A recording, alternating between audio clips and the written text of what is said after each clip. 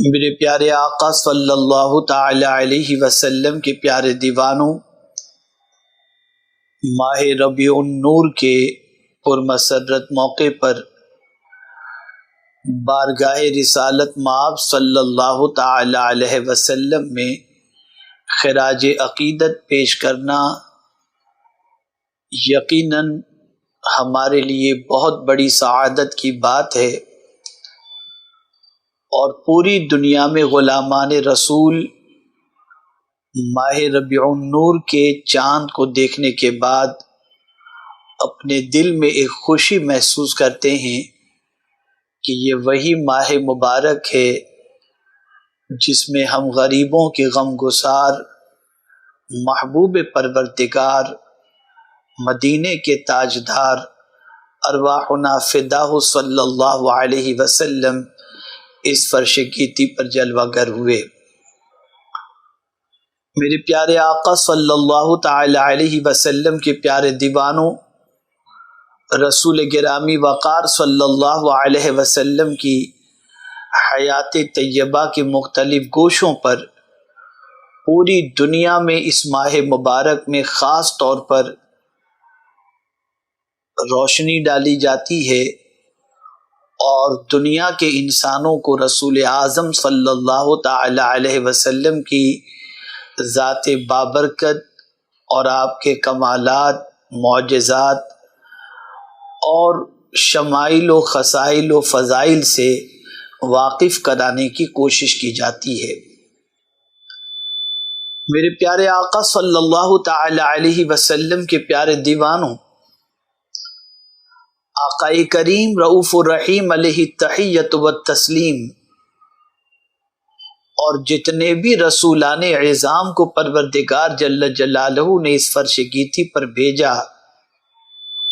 ہمیں یہ جاننے کی ضرورت ہے کہ رب قدیر جل جلالہ نے رسولوں کو اس دنیا میں کیوں بھیجا، ان کے آنے کا مقصد اور ان کو بھیجنے کا مقصد پروردگار جل جلالہ کا کیا ہے، اسے ہم قرآن مقدس کی روشنی میں اور احادیث رسول صلی اللہ علیہ وسلم کی روشنی میں سمجھنے کی کوشش کریں۔ میں نے قرآن مقدس کی سورہ نساء کی آیت نمبر 64 کی تلاوت کا شرف حاصل کیا، جس میں آمد رسول کے ایک مقصد کو پروردگار جل جلالہ نے اجاگر فرمایا ہے۔ اللہ رب العزت جل جلالہ ارشاد فرماتا ہے، وَمَا أَرْسَلْنَا مِن رَّسُولٍ إِلَّا لِيُطَاعَ بِإِذْنِ اللَّهِ، اور ہم نے کوئی رسول نہ بھیجا مگر اس لیے کہ اللہ کے حکم سے اس کی اطاعت کی جائے۔ رسول کو بھیجنے کا مقصد اس رسول کی اطاعت کرنا ہے، ان کی فرما برداری کرنا ہے۔ اور اگر ہم تاریخ کے اوراق کو الٹ کر کے دیکھیں اور خود قرآن مقدس کے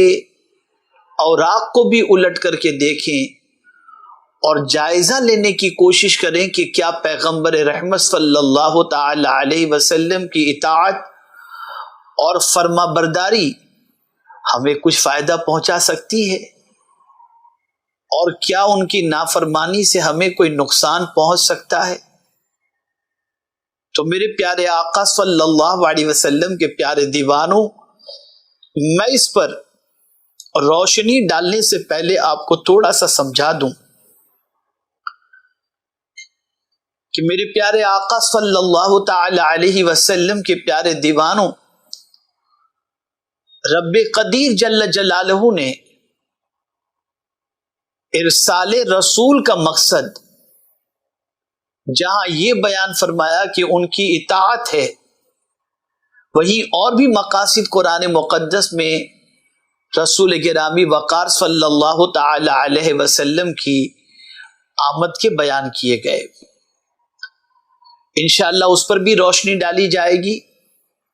امت مسلمہ کے لیے ضروری یہ ہے کہ خاص طور پر مسلمان اور خاص طور پر غلامان رسول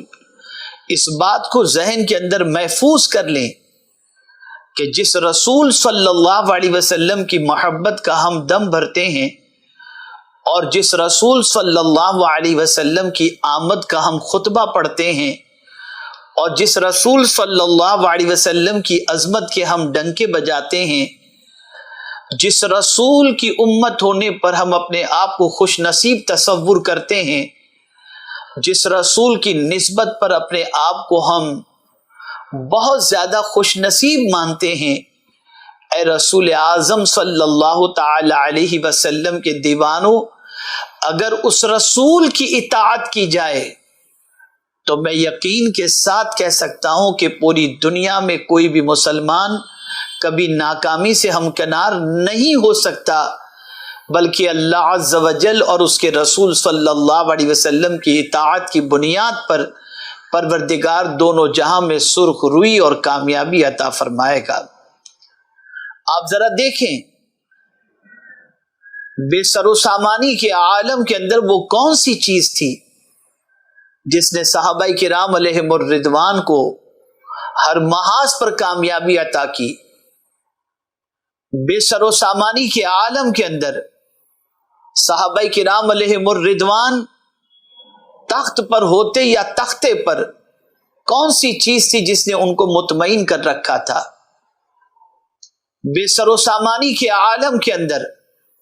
صحابہ کرام علیہم الرضوان کی حیات طیبہ کا مطالعہ کیا جائے تو آپ دیکھیں کہ ان کے نام سے ایوان باطل میں زلزلہ کیوں پیدا ہوتا تھا، تو آپ اس نتیجے پر پہنچیں گے کہ ان کی نگاہوں کے اندر نہ کوئی جا تھی، نہ حشم، نہ کسی چیز کی چاہ تھی، اور نہ کسی کے طریقے کو فالو کرنے کا خیال تھا، اور نہ کسی کے انداز زندگی سے متاثر ہونے کی کیفیت تھی، بلکہ صحابہ کرام علیہم الرضوان کا سب سے بڑا کمال یہ تھا کہ وہ ہر اس ادا کو اپناتے اور ہر اس حکم کی پیروی کے لیے تیار ہو جاتے جو مصطفیٰ جان رحمت صلی اللہ تعالی علیہ وسلم کی جانب سے انہیں ملا کرتا۔ اسی لیے کامیابی بڑھ کر ان کے قدموں کا بوسہ لیتی، کامرانی ان کا مقدر، اور جب سے امت مسلمہ نے اپنی زندگی کے ہر معاملے کو مصطفیٰ جان رحمت صلی اللہ تعالی علیہ وسلم کے طریق سے ہٹ کر اور اطاعت رسول صلی اللہ تعالی علیہ وسلم کے جذبے سے بے نیاز ہو کر مغرب کی نقالی کرنے لگ گئے، پروردگار جل جلالہ نے کامیابی ان سے چھین لی اور ناکامی آج ان کا مقدر بن گئی۔ کوئی سوچ سکتا ہے کیا 1400 سال کے گزر جانے کے بعد بھی ماڈرن ٹیکنالوجی کے اس دور میں کیا رسول اعظم صلی اللہ علیہ وسلم کی اطاعت ہمیں کامیابی سے ہمکنار کر سکتی ہے؟ تو میں آپ کو یقین کے ساتھ کہہ سکتا ہوں، زمانہ کوئی بھی ہو اور کیسا ہی کیوں نہ ہو، جب انسان رسول اعظم صلی اللہ علیہ وسلم کی پیروی کو اپنی زندگی میں شامل کر لے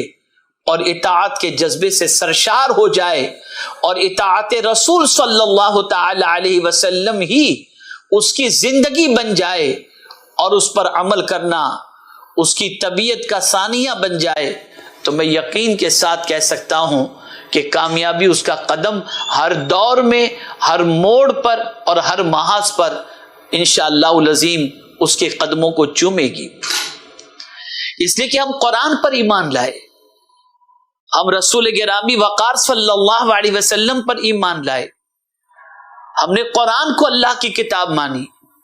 ہم نے رسول اعظم صلی اللہ تعالی علیہ وسلم کے ارشادات کو اپنے لیے سرچشمہ ہدایت مانا، تو پھر ہمیں اس بات پر یقین رکھنا چاہیے کہ اللہ کے رسول صلی اللہ تعالی علیہ وسلم کی اطاعت کی بنیاد پر کبھی ناکامی ہمارا مقدر بن ہی نہیں سکتی۔ آئیے میں آپ کو سمجھاؤں، دنیا میں بسنے والا ہر مسلمان اس وقت اس امید پر اپنی زندگی کے لمحات گزار رہا ہے کہ ہم نے اللہ عز و جل کی رحمت سے مالا مال ہونا ہے، اور اللہ عز و جل کو ہم نے ناراض کیا، اس کے ارشاد کے خلاف ہم نے زندگی گزاری، اس کے فرامین کو پسے پشت رکھا، اور اس کے بتائے ہوئے راستے کو چھوڑ کر، اور مصطفیٰ پیارے صلی اللہ علیہ وسلم کے راستے کو چھوڑ کر ہم نے غیروں کے راستے کو اپنایا۔ اس وجہ سے آج اللہ عز و جل کی رحمت ہم سے روٹی ہوئی ہے۔ ہم چاہتے ہیں کہ اللہ کی رحمت ہماری طرف متوجہ ہو، اللہ کی رحمتوں کا نزول ہو۔ تو آئیے میں آپ کو بتاؤں، خود رب قدیر جل جلالہ نے رحمتوں کے نزول کے حوالے سے اور اپنی رحمت سے کن بندوں کو مالا مال کرے گا اس کے حوالے سے میرے رب نے ارشاد فرمایا،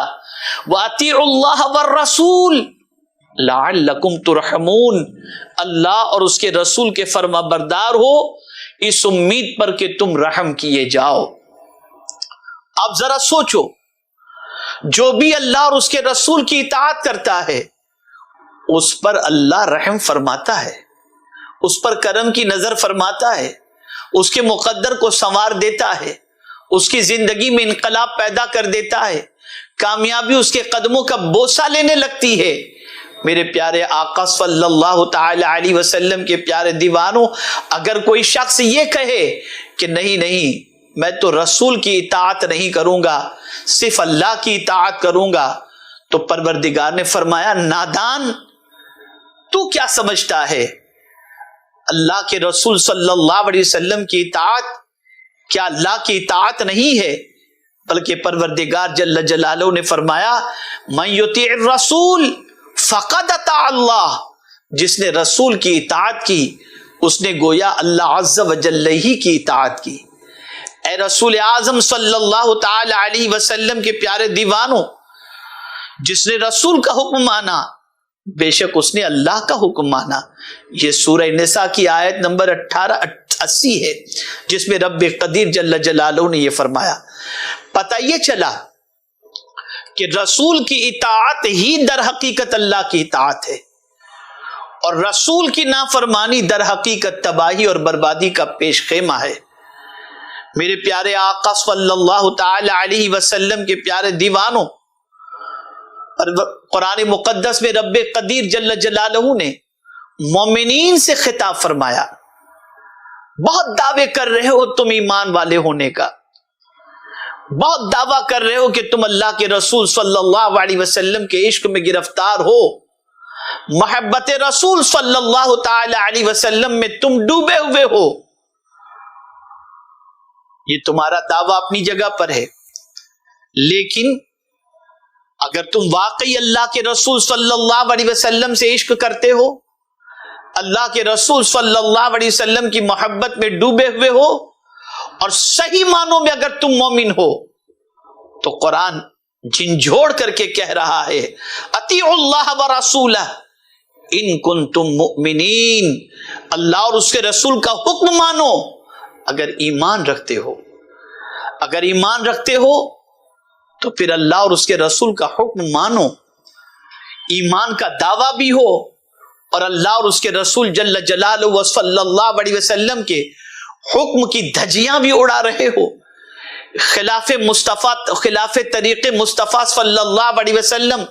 اپنی زندگی بھی گزار رہے ہو،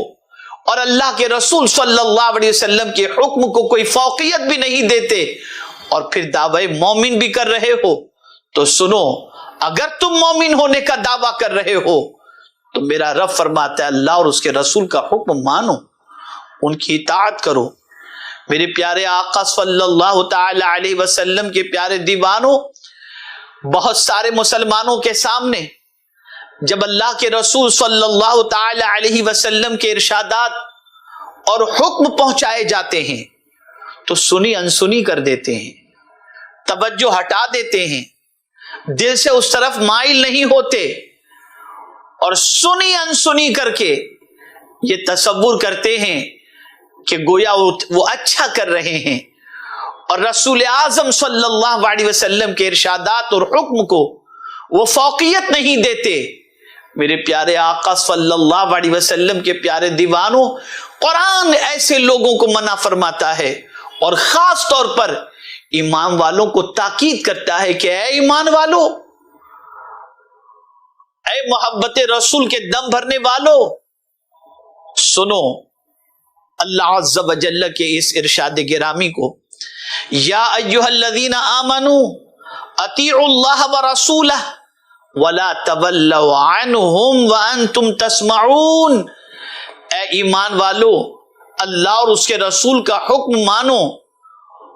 اور سن سنا کر اس سے نہ پھرو، یا کہیں سن سنا کر اس سے نہ پھرو، یعنی اللہ اور اس کے رسول کے حکم کو سنو بھی اور سننے کے بعد اس سے پھرو نہیں، سن کر عمل کرو۔ آج آپ دیکھیں کورونا کے اس زمانے میں اور اس پیریڈ کے اندر آج مسلمانوں سے اور پوری دنیا سے ایک مطالبہ کیا جا رہا ہے، ملازمت میں رہنا ہے ویکسین لینا پڑے گا، سفر کرنا ہے ویکسین لینا پڑے گا، مال میں جانا ہے ویکسین لینا پڑے گا، اسکول جانا ہے ویکسین لینا پڑے گا، کمپنی میں جانا ہے ویکسین لینا پڑے گا۔ تو آج آپ دیکھیں کہ 70 سے 80% لوگ اس ویکسین کو لینے کے لیے تیار ہو گئے اور یہ سوچنے لگ گئے کہ اگر ہم نے ویکسین نہیں لیا تو ہماری ملازمت چلی جائے گی، روزی روٹی کا خطرہ ہو جائے گا۔ ٹھیک ہے، آپ اپنی جان کی سلامتی کے لیے یا پھر قانون کی پاسداری کے لیے ویکسین کی طرف اپنا قدم بڑھاتے ہیں، لیکن میں آپ سے پوچھنا چاہتا ہوں، اس ایک حکم پر اتنے لوگ عمل کر رہے ہیں، لیکن کیا اگر آج مسلمانوں کی زندگی کا جائزہ لیا جائے تو کیا اتنے مسلمان اللہ اور اس کے رسول کے حکم کو مان رہے ہیں اور سن سنا کر منہ پھیرنے کی بجائے اللہ اور اس کے رسول جل جلالہ وصلی اللہ تعالی علیہ وسلم کے حکم کو ماننے کی طرف قدم بڑھا رہے ہیں؟ تو آپ کا ضمیر اور وجدان کہے گا کہ نہیں، آج 80% سے زیادہ مسلمان، بلکہ اور زیادہ مسلمانوں کی تعداد یہ ایسے لوگوں کی ہے جو اللہ اور اس کے رسول جل جلالہ و صلی اللہ علیہ وسلم کے فرمان کا بھلے بھرے مجمع میں اور دن دہاڑے مذاق اڑاتے اور ٹھکراتے ہوئے دکھائی دیں گے۔ پھر آپ نے رسول اعظم صلی اللہ علیہ وسلم کی آمد کے مقصد کو کیا سمجھا؟ قرآن تو یہ کہتا ہے کہ ہم نے رسولوں کو اس لیے بھیجا تاکہ اللہ کے حکم سے ان کی اطاعت کی جائے، اور جس نے اطاعت کی اسے اللہ نے عزت عطا فرمائی، جس نے اطاعت کی اللہ نے اسے کامیابی عطا فرمائی، جس نے اطاعت کی اللہ تعالیٰ نے اس پر رحم و کرم کی بارشیں نازل فرمائی، جس نے اطاعت کی اللہ عز و جل نے کامیابی کو ان کے قدموں کے قریب کر دیا۔ اور یہی نہیں بلکہ دنیا کی خوشی کے ساتھ ساتھ اگر کوئی یہ چاہتا ہو کہ اللہ تعالیٰ اسے جنت میں بھی داخل فرما دے تو اس کے لیے ضروری ہے کہ وہ اللہ اور اس کے رسول جل جلالہ و صلی اللہ علیہ وسلم کی اطاعت کرے، کہ قرآن نے اللہ اور اس کے رسول جل جلالہ و صلی اللہ علیہ وسلم کی اطاعت پر دخول جنت کا مژدہ عطا فرمایا۔ پروردگار جل جلالہ ارشاد فرماتا ہے، وَمَن يُطِعِ اللَّهَ وَرَسُولَهُ يُدْخِلْهُ جَنَّاتٍ تَجْرِي مِن تَحْتِهَا الْأَنْهَارُ خَالِدِينَ فِيهَا وَذَلِكَ الْفَوْزُ الْكَبِيرُ، اور جو حکم مانے اللہ اور اس کے رسول کا، اللہ اسے باغوں میں لے جائے گا جن کے نیچے نہریں رواں، ہمیشہ اس میں رہیں گے، اور یہی بڑی کامیابی ہے۔ بڑی کامیابی در حقیقت اللہ ہمیں جنت میں داخل فرما دے، یہ بڑی کامیابی ہے۔ اللہ عز و جل جہنم سے بچا لے، یہ بڑی کامیابی ہے۔ لیکن وہ کامیابی میسر کیسے ہوگی؟ تو پروردگار جل جلالہ نے فرمایا، جو اللہ اور اس کے رسول کی اطاعت کرے گا اللہ عز و جل اسے باغات میں داخل فرمائے گا، اس کے نیچے نہریں رواں ہیں، اور پروردگار اس میں ہمیشہ رکھے گا، اور یہی بڑی کامیابی ہے۔ یہاں سے یہ بات سمجھ میں آئی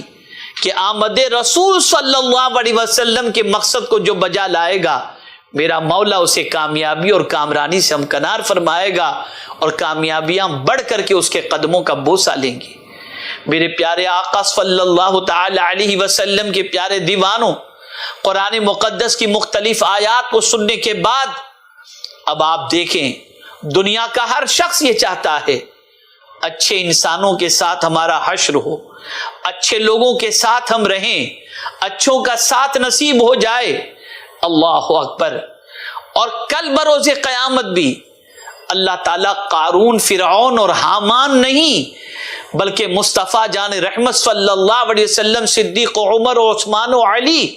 امام علی مقام، غوث الثقلین، غریب نواز، ان اللہ والوں کا ساتھ ہمیں نصیب فرمائے تو قیامت میں یہ ساتھ اللہ کیسے نصیب فرمائے گا؟ تو اس کے لیے بھی میرے کریم نے واضح طور پر ارشاد فرمایا وَمَن يُطِعِ اللَّهَ وَالرَّسُولِ فَأُولَٰئِكَ مَعَ الَّذِينَ أَنْعَمَ اللَّهُ عَلَيْهِمْ مِنَ النَّبِيِّينَ وَالصِّدِّيقِينَ وَالشُّهَدَاءِ وَالصَّالِحِينَ وَحَسُنَ أُولَٰئِكَ رَفِيقًا۔ جو اللہ اور اس کے رسول کا حکم مانے تو اسے ان کا ساتھ ملے گا جن پر اللہ نے فضل کیا، یعنی انبیاء، صدیق، شہید اور نیک لوگ، یہ کیا ہی اچھے ساتھی۔ اللہ اکبر۔ اے رسول اعظم صلی اللہ تعالی علیہ وسلم کے پیارے دیوانوں، اللہ اور اس کے رسول کے حکم کے ماننے پر پروردگار کل بروز قیامت انبیاء کرام علیہم الصلاۃ والسلام، صدیقین، شہداء اور صالحین کا ساتھ عطا فرمائے گا۔ اب بہت سارے لوگ رسول اعظم صلی اللہ تعالی علیہ وسلم کے حکم کو نہ ماننا اور نہ ماننے کے سلسلے میں کوئی خاص گناہ تصور نہیں کرتے اور اسے کوئی عیب تصور نہیں کرتے۔ میں آپ کو بتاؤں گا کہ رسول اعظم صلی اللہ تعالی علیہ وسلم کا حکم نہ ماننا یہ کتنا بڑا گناہ ہے، لیکن اس سے پہلے ایک اور آیت آپ کی سماعتوں کے حوالے کر دوں کہ جو اللہ اور اس کے رسول کا حکم مانے اس کے لیے اللہ نے کیا فرمایا وَمَن يُطِعِ اللَّهَ وَرَسُولَهُ فَقَدْ فَازَ فَوْزًا عَظِيمًا۔ جو اللہ اور اس کے رسول کی فرما برداری کرے اس نے بڑی کامیابی پائی۔ یعنی ادھر تم نے اللہ اور اس کے رسول کی اطاعت کی، جزا کے طور پر فرمایا گیا فَقَدْ فَازَ فَوْزًا عَظِيمًا، اس نے بڑی کامیابی پا لی۔ پتہ یہ چلا اطاعت رسول کی بنیاد پر اللہ عز و جل بڑی کامیابی عطا فرما دیتا ہے، اور وہ بڑی کامیابی کے ملنے میں تاخیر نہیں ہوتی۔ ادھر اطاعت رسول کیے، ادھر مولا نے بڑی کامیابی عطا فرما دی۔ میرے پیارے آقا صلی اللہ تعالی علیہ وسلم کے پیارے دیوانوں، یہاں سے یہ بات سمجھ میں آ گئی کہ رسول گرامی وقار صلی اللہ تعالی علیہ وسلم کی اطاعت یہ دونوں جہاں میں کامیابی کی ضمانت ہے، اور رسول اعظم صلی اللہ تعالی علیہ وسلم کی نافرمانی یہ دنیا اور آخرت میں تباہی اور بربادی کا پیش خیمہ ہے۔ آئیے اب رسول اعظم صلی اللہ علیہ وسلم کے ارشاد کی روشنی میں ہم سمجھنے کی کوشش کریں کہ پیغمبر رحمت صلی اللہ علیہ وسلم کی نافرمانی یہ کتنا بڑا گناہ ہے، کتنا بڑا گناہ ہے۔ یہ بخاری شریف کی حدیث ہے۔ آقا کریم صلی اللہ علیہ وسلم کا ارشاد سماعت فرمائیں۔ حضرت ابو ہریرہ رضی اللہ تعالی عنہ بیان کرتے ہیں کہ رسول اللہ صلی اللہ علیہ وسلم نے ارشاد فرمایا کل امتی یدخلون الجنت الا من ابا، میری پوری امت جنت میں داخل ہوگی مگر جس نے انکار کیا، الا من ابا، مگر جس نے انکار کیا۔ صحابہ کرام علیہم الرضوان نے جب یہ سنا تو آپ سے عرض کیا گیا انکار کرنے والے کون ہیں؟ غور سے سنیے گا، انکار کرنے والے کون ہیں؟ تو میرے آقا صلی اللہ علیہ وسلم نے ارشاد فرمایا من اطاعنی دخل الجنہ ومن عصانی فقد ابا، جس نے میری اطاعت کی وہ جنت میں داخل ہوگا، اور جس نے میری نافرمانی کی اس نے انکار کیا۔ رسول اعظم صلی اللہ علیہ وسلم فرماتے نافرمانی کرنا گویا انکار کرنے کے مترادف ہے، اور ایسا میرا امتی جنت میں کیسے داخل ہوگا جو میری نافرمانی کرتا ہو۔ آج اگر ہم معاشرے کا جائزہ لیں، آج اگر ہم سوسائٹی کا جائزہ لیں، آج اگر ہم گھروں کا جائزہ لیں، آج اگر خود ہم اپنا احتساب کریں اور جائزہ لیں، تو ہمارے وجود سے رسول گرامی وقار صلی اللہ علیہ وسلم کی اطاعت کی خوشبو پھیلتی ہوئی دکھائی نہیں دیتی۔ ہمارا وجود، ہمارا چلنا پھرنا، ہماری نشست و برخاست، ہمارا کھانا پینا، ہماری ہر چیز اللہ کے رسول صلی اللہ علیہ وسلم کے ارشاد کے خلاف نظر آتی ہے، جو رسول گرامی وقار صلی اللہ تعالی علیہ وسلم کی ناراضگی کے مترادف ہے۔ اے میرے پیارے آقا صلی اللہ تعالی علیہ وسلم کے پیارے دیوانوں، رسول گرامی وقار صلی اللہ تعالی علیہ وسلم نے ارشاد فرمایا، اللہ اکبر اللہ اکبر اللہ اکبر۔ جب کبھی کوئی قوم کوئی نیا طریقہ ایجاد کرتی ہے تو اللہ تعالیٰ اسی کے مثل کوئی سنت اٹھا لیتا ہے، پھر قیامت تک اسے لوٹاتا نہیں ہے۔ یہ مشکات کی حدیث مبارکہ ہے۔ یعنی آقا کریم صلی اللہ علیہ وسلم کی سنت کو مٹا کر، طریق مصطفیٰ صلی اللہ تعالی علیہ وسلم کو چھوڑ کر اس کے مقابلے میں کوئی دوسرا طریقہ ایجاد کر لیتا ہے، تو پیغمبر رحمت صلی اللہ علیہ وسلم کی وہ سنت پھر پلٹ کر کے نہیں آتی، اور اس طریق پر آنا پھر دشوار ہو جاتا ہے۔ اے رسول اعظم صلی اللہ تعالی علیہ وسلم کے دیوانوں، آج پوری دنیا کا میڈیا اور پوری دنیا کی طاقتیں اسی طرف ہمیں لے جا رہی ہیں کہ ہمارے وجود سے اور ہمارے طرز حیات سے طریق مصطفیٰ صلی اللہ تعالی علیہ وسلم رخصت ہو جائے۔ ہم ٹاٹا بائی بائی سیکھ گئے، ہم گڈ مارننگ گڈ آفٹرنون سیکھ گئے، ہم انشاءاللہ السلام علیکم ماشاء اللہ سبحان اللہ، اب یہ ہماری زبان سے سب رخصت ہوتا جا رہا ہے۔ پیغمبر رحمت صلی اللہ تعالی علیہ وسلم کا وہ طریق، جس طریق پر ہمیں دنیا اور آخرت میں کامیابی نصیب ہونا تھا، ہم نے وہ طریق پر عمل کرنا چھوڑ دیا۔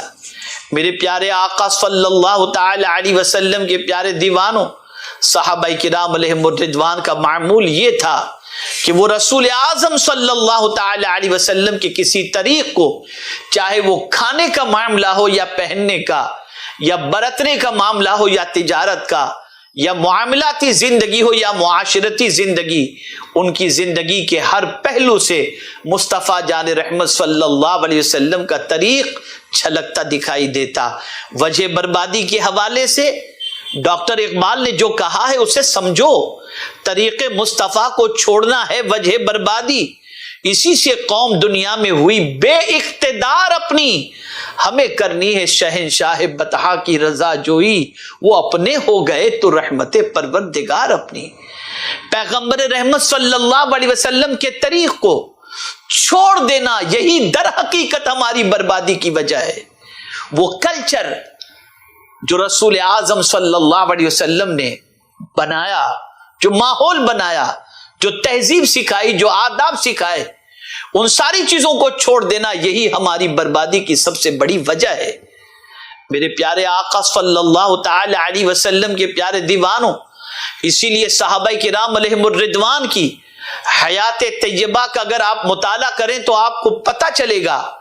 کہ صحابہ کرام رضوان اللہ تعالی علیہ مجمعین یکسر منہ بھی، ایک بال کے برابر بھی آقا کریم صلی اللہ علیہ وسلم کے طریق سے ہٹنا پسند نہیں فرماتے تھے، بلکہ اسی طریق پر جینا بھی پسند فرماتے تھے، اسی طریق پر مرنا بھی پسند فرماتے تھے۔ یہی وجہ ہے کہ سیدنا صدیق اکبر رضی اللہ تعالیٰ عنہ کی حیات طیبہ کا مطالعہ کریں، یا سیدنا فاروق اعظم رضی اللہ تعالیٰ عنہ کی حیات طیبہ کا مطالعہ کریں،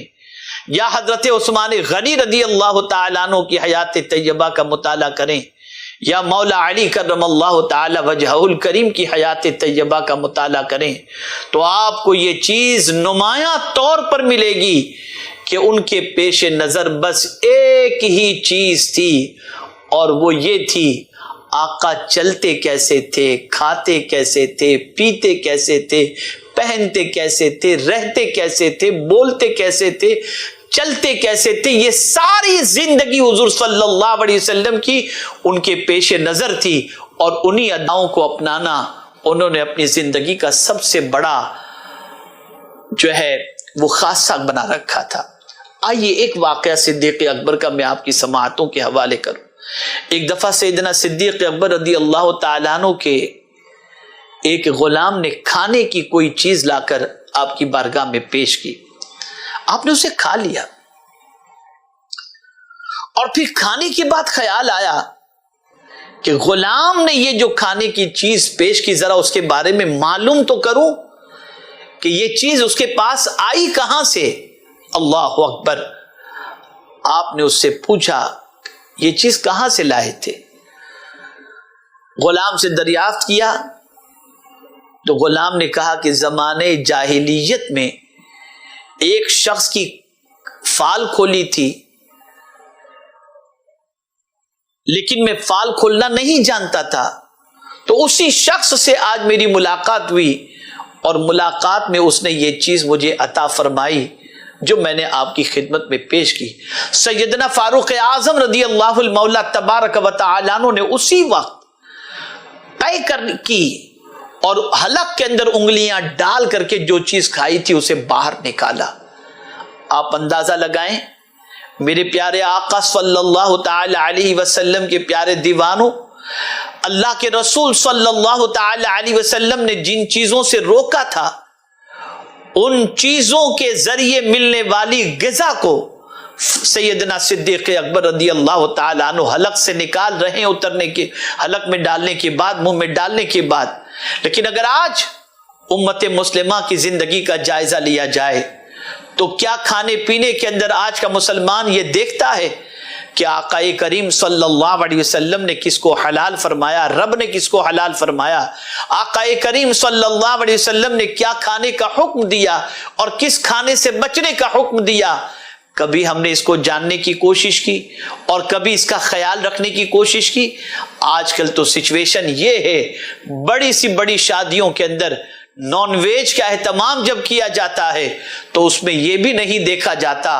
گوشت کہاں سے آتا ہے الا ماشاء اللہ، اور کیا کھلایا جاتا ہے اور کیا کھایا جاتا ہے کوئی پرواہ نہیں کرتا، اور انسان جو ملا بس کھانے میں لگا ہوا ہے۔ اے میرے پیارے آقا صلی اللہ علیہ وسلم کے پیارے دیوانوں، یاد رکھو اس کا نتیجہ ہمارے سامنے ہے اور اس کا نقصان بھی ہمارے سامنے ہے۔ اللہ عز و جل کے پیارے حبیب ارواحنا فداہ صلی اللہ علیہ وسلم نے جو حکم دیا اسے مانو، ان حکم کو ماننے کے اندر اللہ تعالیٰ نے دنیا اور آخرت میں بھلائی رکھی ہے۔ سیدنا صدیق اکبر رضی اللہ تعالی عنہ جب منصب خلافت پر فائز ہوئے تو آپ جانتے ہیں آپ نے پہلا خلیفہ ہونے کے بعد پہلا خطبہ جو ارشاد فرمایا، اس خطبے کے الفاظ کو دل و دماغ کے اندر محفوظ رکھو۔ ارشاد فرماتے ہیں اطیعونی ما اطعت اللہ ورسولہ فإن عصیت اللہ ورسولہ فلا طاعت لی علیکم، میری اطاعت کرو جب تک میں اللہ اور اس کے رسول کی اطاعت کر رہا ہوں، لیکن اگر میں اللہ اور اس کے رسول کی نافرمانی اختیار کروں تو میری کوئی اطاعت تم پر نہیں ہے۔ اللہ اکبر، خلافت کے منصب پر فائز ہو کر اپنی اطاعت کے حوالے سے اسی وقت تک کا حکم دیتے ہیں جب تک کہ صدیق اکبر رضی اللہ تعالی عنہ خود اللہ عز و جل اور اس کے رسول صلی اللہ علیہ وسلم کی اطاعت کرتے رہے۔ آدمی جب بڑا بنتا ہے تو اپنے گلے سے غلامی کے پٹے کو اتار دیتا ہے، خود اپنے طریقے رائج کرتا ہے، لیکن خلفائے راشدین کی پوزیشن یہ رہی کہ خلافت کے منصب پر فائز ہونے کے بعد بھی وہ اپنی بات منوانے کی بجائے اللہ اور اس کے رسول جل جلالہ و صلی اللہ علیہ وسلم کی باتوں کو منوانا اور ان کے حکم کا پابند بنانا، وہ اپنی زندگی کا سب سے بڑا مقصد تصور کرتے اور اسی مقصد پر کاربند تھے۔ ان کی زندگی کو جب کوئی دیکھتا تو دیکھ کر سمجھ جاتا کہ یہ طریق مصطفیٰ ہے جس پر خلفاء عمل کر رہے ہیں، یہ طریق مصطفیٰ صلی اللہ علیہ وسلم ہے جن کو یہ اختیار کر رہے ہیں۔ صحابہ کی زندگی سے سنت مصطفیٰ صلی اللہ علیہ وسلم اور اطاعت رسول صلی اللہ تعالی علیہ وسلم کی خوشبو نمایاں طور پر لوگوں کے دل و دماغ کو معطر کرتی نظر آتی۔ اسی طریقے سے آپ دیکھیں سیدنا فاروق اعظم رضی اللہ المولا تبارک و تعالی عنہ بھی جانتے تھے کہ اللہ کے رسول صلی اللہ علیہ وسلم پر ایمان لانے کے بعد اللہ عز و جل اور اس کے رسول صلی اللہ علیہ وسلم کو ماننے کے ساتھ ساتھ ضرورت اس امر کی ہے کہ اگر ہم اپنے آپ کو مومن کہتے ہیں تو اللہ اور اس کے رسول جل جلالہ صلی اللہ علیہ وسلم کا حکم مانیں۔ چنانچہ آپ دیکھیں حضرت عبداللہ ابن عمر رضی اللہ تعالی عنہما کا بیان ہے کہ میں نے حضرت عمر رضی اللہ تعالی عنہ کو دیکھا کہ وہ حجر اسود کو بوسہ دیتے تھے اور فرماتے تھے مجھے معلوم ہے کہ تو ایک پتھر ہے، اگر میں نے حضور صلی اللہ علیہ وسلم کو تجھے بوسہ دیتے نہ دیکھا ہوتا تو میں ہرگز بوسہ نہ دیتا۔ اللہ اکبر! ایک پتھر کو بوسہ بھی صرف اس لیے دے رہے تھے کہ وہ رسول اعظم صلی اللہ علیہ وسلم کو دیکھے تھے کہ پیغمبر رحمت صلی اللہ علیہ وسلم نے اس پتھر کو بوسہ دیا تھا۔ میرے پیارے آقا صلی اللہ تعالی علیہ وسلم کے پیارے دیوانوں خود ہی عامل نہ تھے بلکہ اللہ کے رسول صلی اللہ علیہ وسلم کے حکم پر عمل کروانا بھی یہ ان کی زندگی کا عظیم مقصد تھا۔ اسی لیے آپ دیکھیں کہ ایک مرتبہ سیدنا فاروق اعظم رضی اللہ تعالی عنہ جمعہ کا خطبہ دے رہے تھے، ایک شخص مسجد میں داخل ہوا، حضرت عمر رضی اللہ تعالی عنہ نے عین خطبے کی حالت میں اس کی طرف دیکھا اور فرمایا آنے کا کیا یہ وقت ہے؟ انہوں نے کہا بازار سے آ رہا تھا کہ اذان سنی، وضو کر کے فوراً حاضر ہوا۔ حضرت عمر رضی اللہ تعالی عنہ نے فرمایا وضو پر کیوں اکتفا کیا؟ رسول اللہ صلی اللہ تعالی علیہ وسلم جمعہ کو غسل کا حکم دیا کرتے تھے۔ آپ اندازہ لگائیں پیغمبر رحمت صلی اللہ علیہ وسلم کے اس عظیم خلیفہ پر اور صحابی رسول سیدنا فاروق اعظم رضی اللہ تعالیٰ عنہ کی عظمت پر کہ رسول اعظم صلی اللہ علیہ وسلم کا یہ حکم جو غسل سے متعلق جمعہ کے لیے ہے وہ آپ فرماتے ہوئے دکھائی دیتے ہیں۔ اسی طریقے سے آپ دیکھیں میرے پیارے آقا صلی اللہ تعالی علیہ وسلم کے پیارے دیوانوں حضرت عثمان ذو النورین رضی اللہ تعالیٰ عنہ کی زندگی کا جائزہ لیں تو آپ کو حضرت عثمان غنی رضی اللہ تعالیٰ عنہ کی حیات طیبہ بھی رسول اعظم صلی اللہ تعالی علیہ وسلم کا عکس جمیل کے طور پر اور پیروی رسول صلی اللہ تعالی علیہ وسلم کی نمایاں طور پر ان کی زندگی چھلکتی نظر آئے گی۔ میرے پیارے آقا صلی اللہ تعالی علیہ وسلم کے پیارے دیوانوں رسول اعظم صلی اللہ علیہ وسلم کی حیات طیبہ میں خشیت ربانی بے پناہ تھی۔ آقا کریم صلی اللہ علیہ وسلم اللہ کے خوف سے بے پناہ رویا کرتے، آپ کی آنکھیں اشک بار رہتی۔ سیدنا عثمان غنی رضی اللہ تعالی عنہ کا بھی معاملہ یہی کہ آپ کثرت خوف کی بنیاد پر بے پناہ رویا کرتے۔ موت، قبر اور عاقبت کا خیال ہمیشہ دامنگیر رہتا اور آخرت کے تصور میں اکثر آپ کی آنکھوں سے بے اختیار آنسو نکل آتے۔ آپ کو حضور صلی اللہ علیہ وسلم کی ذات گرامی اور آپ کے ہر فعل سے بے پناہ محبت تھی۔ آپ کو حضور صلی اللہ علیہ وسلم کا احترام و ادب اس حد تک ملحوظ تھا کہ جس ہاتھ سے آپ نے رسول اعظم صلی اللہ علیہ وسلم کے دست مبارک پر بیعت کی تھی اسے کبھی نجاست سے مس ہونے نہ دیا۔ یہ رسول اعظم صلی اللہ علیہ وسلم سے محبت اور اطاعت کی کیفیت تھی۔ میرے پیارے آقا صلی اللہ تعالی علیہ وسلم کے پیارے دیوانوں اب ایک آخری واقعہ سماعت فرمائیں اور محسوس کریں کہ خلفائے راشدین اطاعت رسول صلی اللہ علیہ وسلم میں کتنے ڈوبے ہوئے تھے، جن کے دور کی وجہ سے اور اطاعت رسول صلی اللہ علیہ وسلم کی وجہ سے جن کا دور کامیابی اور اسلام کی سربلندی کا دور اور شرق سے لے کر غرب اور شمال سے لے کر جنوب تک جن کی وجہ سے اسلام پھیلا، اور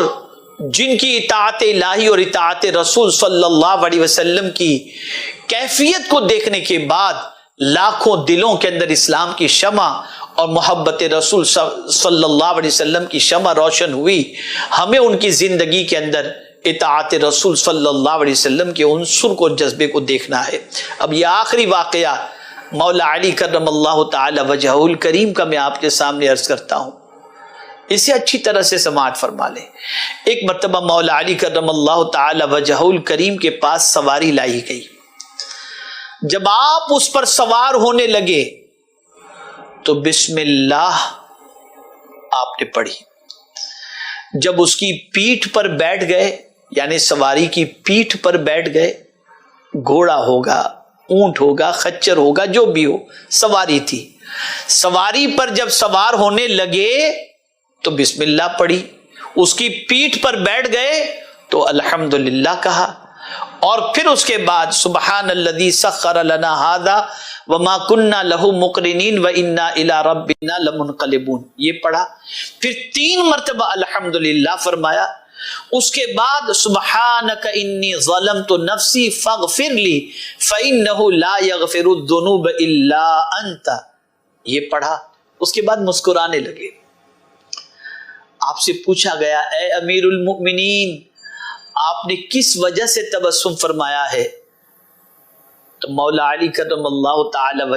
وجہہ الکریم نے فرمایا میں نے ایک مرتبہ دیکھا کہ رسول اللہ صلی اللہ علیہ وسلم نے اسی طرح کیا، پھر آپ مسکرانے لگے۔ جب آپ سے وجہ پوچھی گئی تو آقا کریم صلی اللہ علیہ وسلم نے فرمایا جب کوئی بندہ اللہ تبارک و تعالی سے عرض کرتا ہے کہ میرے مولا میرے گناہ معاف فرما، تو یہ بات اللہ تبارک و تعالی بہت پسند فرماتا ہے، اور وہ ارشاد فرماتا ہے میرا بندہ جانتا ہے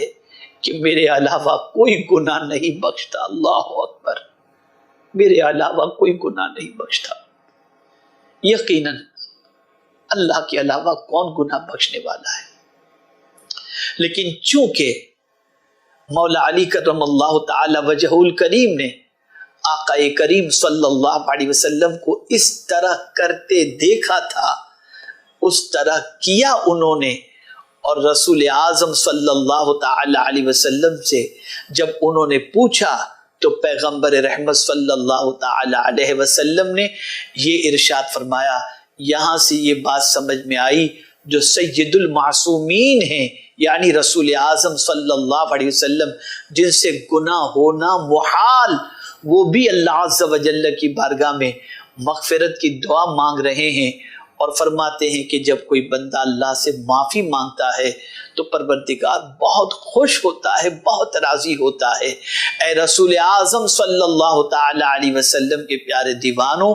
اور ساتھ ہی ساتھ یہ بھی پیغمبر رحمت صلی اللہ علیہ وسلم کے عمل سے واضح ہوتا ہے کہ سواری پر سوار ہوتے وقت کیا پڑھنا چاہیے۔ مثال کے طور پر ہم ٹرین میں سفر کرنے جا رہے ہیں تو ٹرین کے ڈبے میں قدم رکھیں، بسم اللہ شریف پڑھیں، سیٹ پر بیٹھیں، الحمدللہ پڑھیں، پھر سفر کی دعا پڑھیں، اور پھر اس کے بعد میرے پیارے آقا صلی اللہ تعالی علیہ وسلم کے پیارے دیوانوں 3 مرتبہ الحمدللہ پڑھیں، اور پھر سبحانک انی ظلمت نفسی فاغفر لی فانہ لا یغفر الذنوب الا انت۔ اگر کسی نے اس طریقے سے پڑھنے کے بعد مسکرا دیا، تبسم اس کے چہرے سے ظاہر ہوا، مسکراہٹ ظاہر ہو گئی، وہ مسکرا دیا، آقا کریم صلی اللہ علیہ وسلم کی سنت پر عمل ہوا،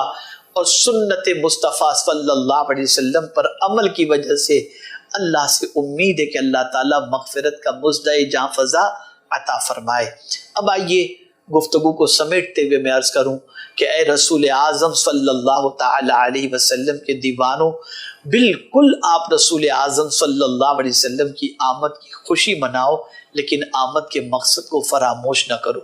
جب جب کوئی آقا کریم صلی اللہ علیہ وسلم کی اطاعت کرتا ہے اللہ اسے کامیابی عطا فرماتا ہے، اور اللہ نے واضح طور پر فرما دیا کہ رسول صلی اللہ علیہ وسلم یا رسولان عظام صلی اللہ علیہ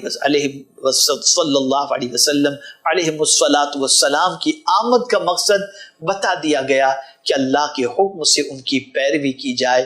ہم ان کی آمد کی خوشی بھی منائیں اور ان کی پیروی بھی نہ کریں، ان کی اطاعت بھی نہ کریں، اور ان کی نافرمانی کو اپنی زندگی میں شامل کر کے ان کی آمد کی خوشی کا اظہار کریں۔ تو میں یہ سمجھتا ہوں ہم نے آمد اپنی خواہش کے مطابق آمد کی خوشی تو منائی، لیکن قرآن نے جو مقصد بیان فرمایا تھا اس مقصد کو ہم بھول گئے۔ تو میرے پیارے آقا صلی اللہ علیہ وسلم کے پیارے دیوانوں، آج کی گفتگو میں آپ نے یہ سمجھ لیا ہوگا کہ اللہ نے رسولان عظام کو کیوں بھیجا۔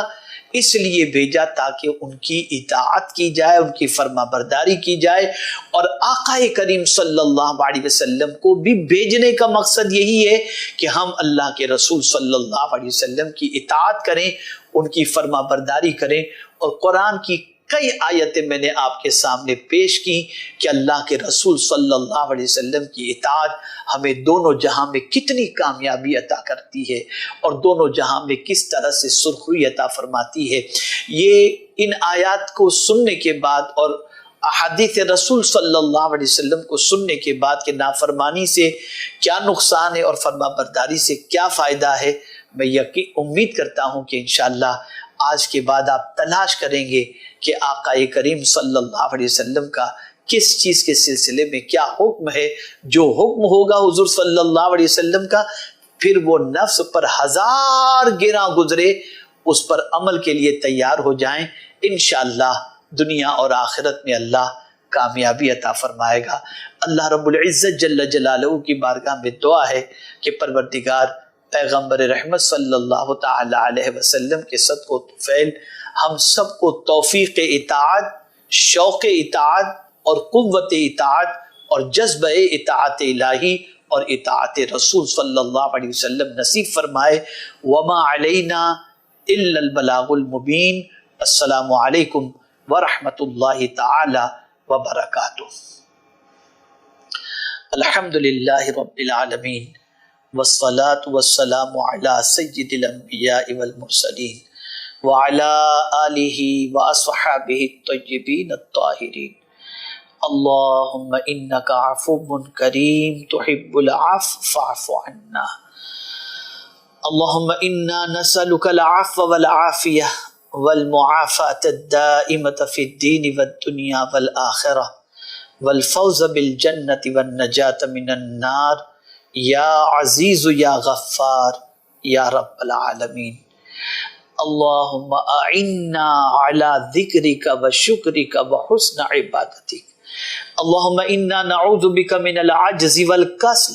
ونعوذ بک من الجبن والبخل ونعوذ بک من غلبۃ الدین وقہر الرجال۔ اللہم اکفنا بحلالک عن حرامک واغننا بفضلک عمن سواک یا واسع المغفرہ یا واسع المغفرہ یا واسع المغفرہ۔ اللہم ربنا اغفر لی ولوالدی ولأستاذینا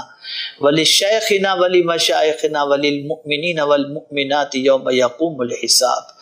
اللہم انا نجعلک فی نحورہم ونعوذ بک من شرورہم۔